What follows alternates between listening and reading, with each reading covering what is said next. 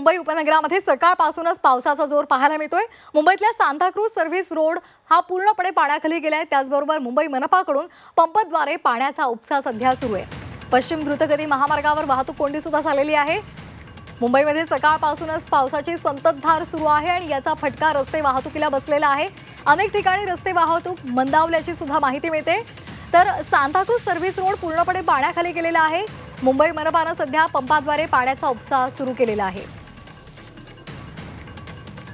आणि या संदर्भात अधिक माहिती देतात आमचे प्रतिनिधी मनोज कुलकर्णी। मनोज, आपण सध्या पाहतोय सर्व्हिस रोड आहे तो पूर्णपणे सांताक्रूज मधला पाण्याखाली गेलेला आहे।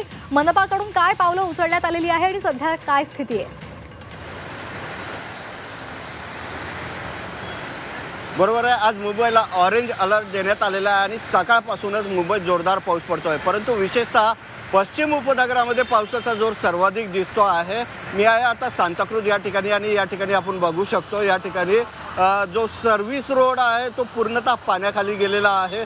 त्यामुळे वाहतूक कोंडी झाल्याचं पाहायला मिळते। अतिशय धीम्या गतीनं ही वाहतूक सुरू असल्याचं पाहायला मिळते।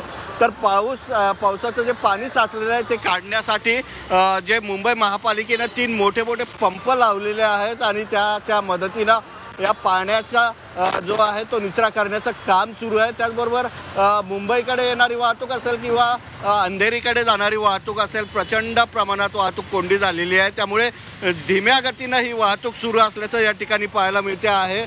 आज ऑरेंज अलर्ट देण्यात आलेला आहे। त्याचबरोबर हवामान खात्यानं पुढचे 3 ते 4 तास महत्त्वाचे असणार असून या ठिकाणी जोरदार पाऊस पडणार असल्याची शक्यता वर्तवलेली आहे आणि त्यामुळे मुंबईकरांना कामावर जाण्यासाठी आधीच उशीर होत आहे।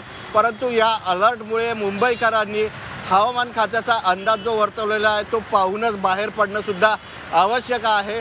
तर मुंबईतला अंधेरीतला सबवे असेल, मिलन सबवे असेल, हे सगळे जे आहे ते पाण्याखाली गेलेले आहेत आणि त्यामुळे तिथली वाहतूक जी आहे ती सुद्धा बंद करण्यात आलेली आहे। श्वेता, अगदी धन्यवाद मनोज दिलेल्या सविस्तर माहितीसाठी।